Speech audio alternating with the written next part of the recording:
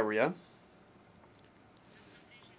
The General Assembly will now hear an address by His Excellency Mr. Abdoulaye Maiga, Prime Minister, Head of Government and Minister of Territorial Administration and Decentralization of the Republic of Mali.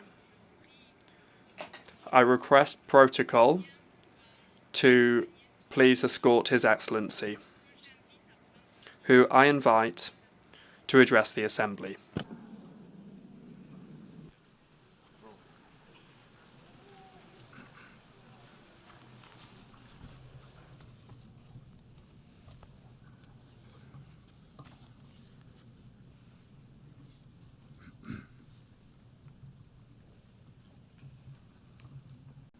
Madame la Présidente, President of the General Assembly, heads of state and government,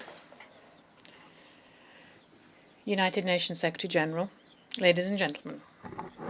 As I begin my statement, I have the honour to extend to you the cordial greetings and the message from the founding fathers of the Alliance of Sahel States, Their Excellencies, Army General Assimi Goïta, President of Transition Head of State of Mali, and the President of the Alliance of Sahel States, Captain Ibrahim Traoré, President of Burkina Faso, Head of State, and Army General Abdourahmane Tiani, President of the Republic of Niger and Head of State. I would also like to share with you the warm congratulations from the dignified people of the Alliance of Sahel States, determined more than ever to free themselves from the yoke of imperialism and enjoy their right to self-determination in a Pan-African spirit. As we wish you every success in your election to preside over this 80th session of General Assembly, Madam President, the Alliance of Sahel States would also like to congratulate your predecessor, His Excellency Mr. Philemon Yang from the Republic of Cameroon, and congratulate him on his exemplary leadership of the work of the 79th session. Finally, I wish to reiterate to our Secretary General, Mr. Antonio Guterres, our appreciation of the efforts that he continues to undertake to achieve the noble objectives of our shared organisation. Ladies and gentlemen, the topic chosen for this 80th session of the General Assembly, Better Together, 80 Years and More for Peace, Development and Human Rights, end of quote, is of particular importance for the Member States of the AES Confederation. Yes, peace, mutual assistance, development and the preservation of human rights remain the main objectives. Indeed, the raison d'etre of the United Nations.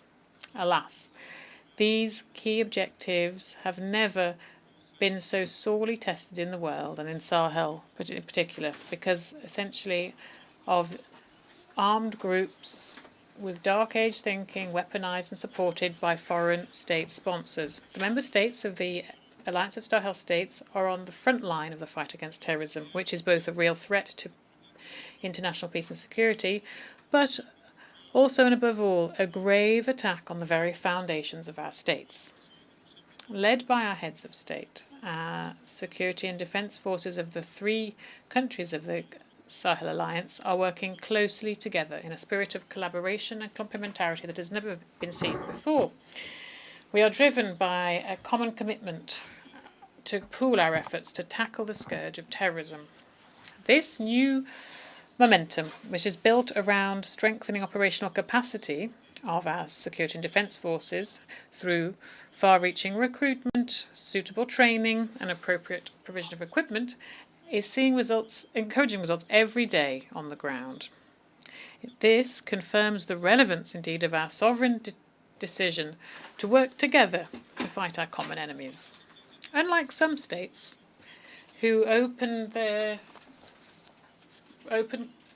safe passage corridors onto their territory for terrorists so that they can attack other countries to use their territory as a rear base, the founders of the alliance, through, again, this Pan-African spirit and concerned as they are to preserve the interests of their people, decided to make their countries more safe, avoiding trying to stop this threat spreading to other African countries and indeed around the world, doing a real public service for security in the region and the world. There is no shadow of a doubt that through their sacrifice, the valiant security and defence forces are contributing to the security of other regions, particularly countries on the West African coast. We take this opportunity to pay tribute to the memory of the civilian and military victims of insecurity in the Sahel. The sovereign approach that's been implemented is part of a vision borne by the heads of state of the Alliance of Sahel State, which is dedicated to safety and security of our states following the withdrawal of international forces. Against all the odds and far from scuttling our plans, our country showed ingenuity and was able to benefit from the historic geographic characteristics and the resilience of their people who, despite more than a decade of security and humanitarian crisis, continue to show exceptional strength and patriotic engagement. Overall, 3 countries were able to provide a coordinated, homegrown response to this war that was imposed on us. Here I wish to reiterate the determination of the Confederation of the Alliance of Sahel States to become a Pan-African regional power, to continue and step up our actions, to put a stop to terrorism once and for all in our shared home. We are also determined to consolidate the authority of the state, protect our people and their property, and ensure our own prosperity. The Alliance of Sahel States reiterates strongly its condemnation of the open, blatant, sometimes public support of foreign state sponsors, who, for imperialist reasons, are destabilizing our entity on the one hand, providing advice to terrorist groups as well as logistical support, arms and ammunition, and on the other hand providing political support to them, providing them with rear bases located in some neighbouring countries in violation of all international rules. Ladies and gentlemen, though it may seem far away, the war in Ukraine and terrorism in the Sahel are connected. Let us remind you that following the terrorist attack against the Malian Security Defence Forces patrol on the 24th to 26th of July 2024 in Tenzawaten in the region of Kidal, Mali denounced this incident, by the way, in its statement on 2024 here in this room, and we condemned the attitude shown by Ukrainian officials who publicly affirmed their participation in this terrorist attack. This outrageous conduct, which we thought was simply that the Ukrainian officials unfortunately confused the international stage with a theatre stage. 1 year later, the situation has worsened, and the Ukrainian regime has become one of the main suppliers of kamikaze drones to terrorist groups around the world. In this context, some Western states should stop supplying arms to Ukraine because they risk contributing to the promotion of international terrorism. For others, including the French regime, who's nostalgic for the colonial era and concerned by their loss of influence in the Sahel, support for the Ukrainian regime is a manoeuvre that's consistent, which aims to occupy the attention of the international community, focusing the attention on the war in Ukraine, at the same time sponsoring terrorist groups who are growing in number in the Sahel. Loyal as we are to the principles of the United Nations Charter, on the 15th of August 2022, Mali seized the Security Council to ask for a meeting of the Council so that my country could provide irrefutable proof of France's support for terrorist activities. So far, this request has not been followed up on, whereas their sabotage continues on various levels. It is time to act so that those responsible for this violence be identified and brought to justice, and resolutions be translated into concrete commitments, and the Sahelian Sahel should be safe once and for all, and the resources of the Sahel should benefit the people of the Sahel. International institutions, the UN chiefly, were created after the Second World War to protect people against violence and destruction and silent genocides. It is high time that the global conscience wakes up, and that international organisations take their share of the responsibility and provide a real response to the distress cries of oppressed people who are clamouring for their sovereignty. The Alliance of Sahel States reiterates its commitment to cooperate with all states regional organisations, international organisations, and any partners that respect our sovereignty, our sovereign political choices, our security priorities, our priorities in terms of countering terrorism, our priorities for social and economic development. This should be part of a win-win partnership so that our people's aspirations can be met. Ladies and gentlemen, in addition to our efforts to secure our countries and see peace return, the governments of the Alliance of Sahel States are working to implement a comprehensive and integrated strategy. This includes political measures, economic and social development measures, as well as work on justice and reconciliation. In choosing to be audacious in our sovereignty, the Alliance's bodies have launched initiatives, disruptive initiatives focused on homegrown development. Here, there's a clear path so that we can ourselves provide the added value that is crucial for our economies, all the while preserving the dignity of our people. This choice, which we own fully, shows how unwavering we are in our wish to be masters of our own fate. In the same vein, we have included in our national priorities in strategic investment policy in different priority fields, such as infrastructure, energy, industrialisation, and the diversification of our economy. As part of this work, we created the Alliance Bank for Investment and Development, which carries out various different projects across the Alliance. The Alliance of Sahel States has as one of its ambitions to develop development ambitions, some clear advantages: a vast territory and 75 million inhabitants, and the majority of these inhabitants are young people. In addition, we have a strong, committed and active diaspora. We also have fertile lands, a lot of water, energy resources, reservoirs and mining resources, which are amongst the richest in the world. Ladies and gentlemen, the third dimension of the theme for this UN General Assembly session is human rights. The Alliance of Sahel States reaffirms its commitment to respect international law. Human rights law is an international humanitarian law respected, and make sure that they are respected in line with our history that goes back millennia of humanism and our national and international commitments. However, we remain strongly opposed to the weaponization of human rights for political purposes or in order to destabilize our national institutions or indeed entire independent and sovereign states. This concerned as we are to preserve the sovereignty and dignity of our people, the heads of state of our alliance withdrew with immediate effect from the Statute of Rome of the International Criminal Court on the 22nd of September 2025.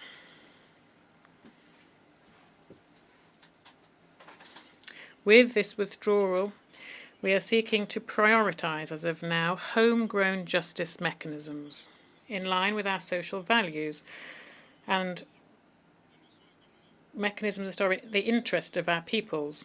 We also denounce the double standards that we've seen by some international players, whose morals are flexible depending on their interests. They like to give lessons, teach others lessons, but they're not themselves the best example for respect for human rights. We call on our partners to prioritise dialogue and cooperation, which remain the best tools for promoting human rights around the world. Ladies and gentlemen, at a time when we are marking the 80th anniversary of the United Nations, we must state that our multilateral framework, as embodied by the UN, is being sorely tested in an international context that is notably polarised, where we are seeing a return of nationalism, protectionism, inward-looking attitudes and struggles for power. Despite this reality of the time, and also aware that the main three objectives of the United Nations Charter are peace, development and human rights, all of these remain relevant, we must say. To meet these objectives, we firstly need a UN that has been reformed, renewed, and has been adapted to the demands of the day. This is an essential criteria to make it more legitimate on an international scale and ensure that its decisions can be effectively implemented. Here I wish to recall strongly that Africa has for more than 20 years now been demanding reforms in order to repair historic injustice that it has suffered, particularly in terms of its representation at the Security Council. Here I wish to reiterate the total support of the Alliance of Sahel States to the Common African position on this issue, as set out in the Eswatini Consensus and the CERT Declaration, so that Africa can have 2 permanent seats at the Security Council and 5 non-permanent seats. Secondly, we need a United Nations that can guarantee the respect for international law for all. We are concerned to see flagrant violations of international law around the world with complete impunity. At this 80th anniversary of the UN, for us, Member States, this provides us with the opportunity to reaffirm our unwavering commitment to the multilateral framework that is based on the law and not on force. Thirdly, we need robust follow-up and implementation mechanisms for the outcomes of international conferences. One thing is clear here, the creation of, since 1945, when the UN was created, we've held dozens of international conferences, and the commitments from these international conferences have barely been implemented, and they're not been benefited the people that we represent here. This situation must change. This is why we advocate for the envisaged reforms to be implemented and tackle this problem, so that our respective nations can benefit from the dividends of the commitments made at the United Nations. On our side, the Alliance of Sahel States is ready to make its contribution to undertake the necessary reform for the multilateral framework of the United Nations. In terms of current global governance, it is ever clearer that the UN is not adapted, but it is not able to address the current challenges and future challenges. Global governance needs to be reformed, and economic and financial institutions need to be reviewed too, and they should take into account financing security in the fight against homegrown crises. And this innovative mechanisms, for example, like in BRICS, provide a constructive alternative that respects the interests of emerging and developing countries, while in African initiatives for development financing that the Sahel pays particular attention to could break the vicious circle of dependence and over-indebtedness. Along in the same lines, the concerns of Africa's development concerns should be taken into account too. Africa is presented as a continent of the future with a rich youth, but alas, it is also facing a heavy burden of external debt. Its resources are being pillaged.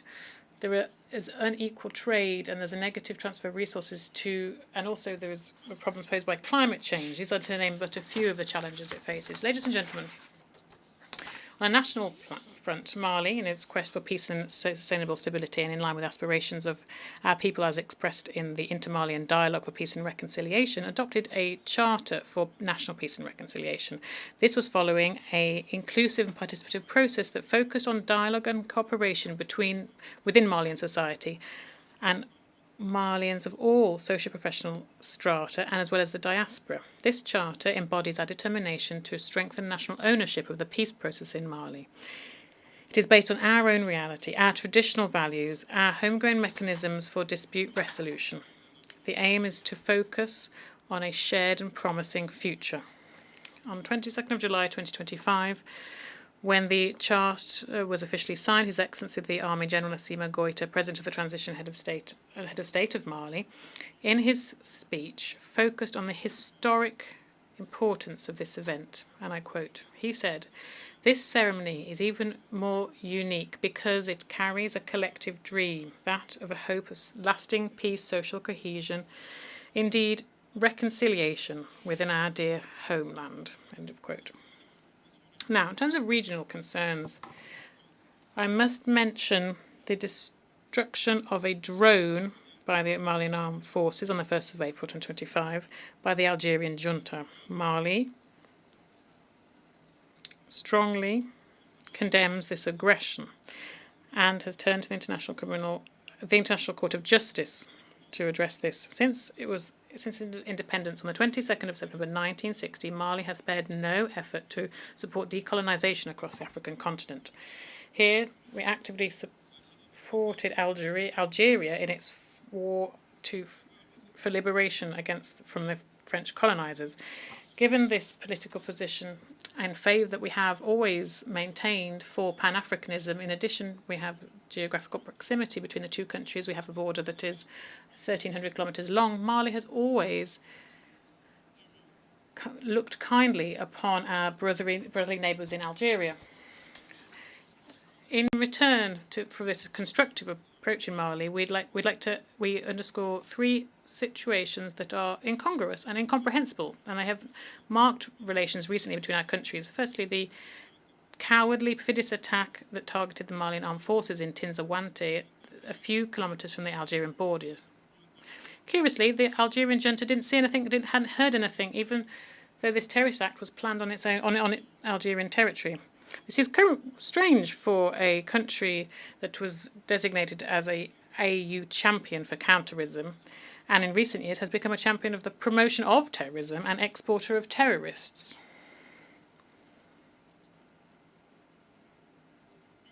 Two, as announced, the Algerian junta shot down a Malian drone thrown from Malian taxpayers on the false reason for violation of their airspace. Mali is concerned by the idea that the Algerian junta put forward, defying the laws of physics, and whereby this object was shot down in its air, it would be capable to travel from where it fell 22 kilometres and then be found on Malian territory. And indeed, it's important to underscore that the debris of the Malian drone was found on Malian territory, thus validating our own arguments. On the 4th of September 2025, the Malian government informed that they had submitted an investigation at the International Court of Justice against Algeria concerning the destruction of this drone. In a communique from the Algerian Ministry of Foreign Affairs from the 19th of September 2025, we learn, and we're perplexed to learn, that there was an allegation whereby this investigation request from Mali was motivated by the press conference of the Algerian Foreign Affairs Minister on the 3rd of September 2025, during which he denied that Mali had submitted a request to the International Court of Justice. We would like to share with the Minister that the request submitted by Mali on the 4th of September has never meant that it was automatically registered by the International Court of Justice. Mali would recall that the aim of diplomacy is to defend your country's interests. In presupposing that the Malian complaint was launched by this press conference, the maniacs of Algeria show that their vision of diplomacy is to push other states to prosecute their country and international fora, thus scoring an impressive own goal, as we call in Mali, yabe. Concerning, I would say. In passing, Mali is paying a vibrant tribute to the Minister of Foreign Affairs of the Algerian junta. Indeed, lies corrupt everything.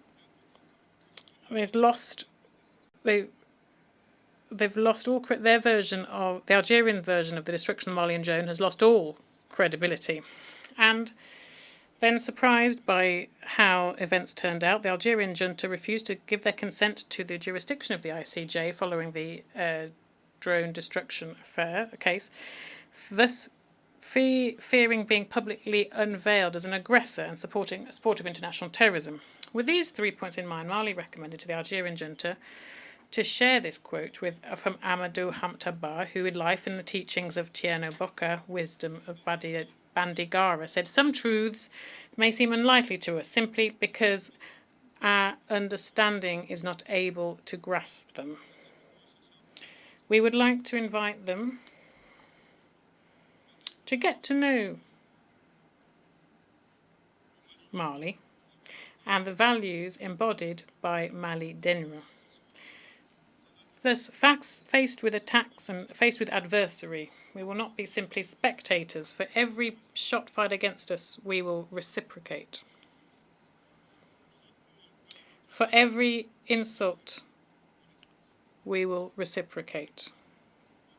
On the other hand, it is strongly recommended to the Algerian junta to organise in Tinzawatine in Algeria and their international annual festival on the artifice of human intelligence. From this rostrum, we call on the Algerian junta to stop supporting international terrorism and to resolutely engage in the promotion of peace and security with a constructive mindset, respecting the sovereignty of states, I would repeat. From this rostrum, we call on the Algerian junta to cease their support for international terrorism and resolutely engage in the promotion of peace and security in a constructive spirit, respecting the sovereignty of states. Once more and for the last time, from this rostrum, we call on the Algerian junta to resolutely involve themselves, engage in promotion of peace and security in a constructive spirit, respecting the sovereignty of states. A word to the wise. What a shame.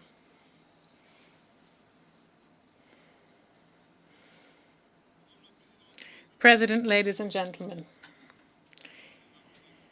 here I would like to share the view of a citizen, the raised fist of the dawn of our sovereignty, shared by the people of the Alliance of Sahel States. Our alliance is made up of fighting nations, a land of resistance. What we're facing is not simply a domestic conflict, it's a hybrid war supported by imperialist interests where enemies of peace often wear suits and ties. If the UN continues to feign ignorance, it will stop being just a summit of the world and it will be simply the passive arm of global injustice. As we say this here, the Alliance of Sahel States is not afraid. We will not give up. We will resist still, and we will continue to do so.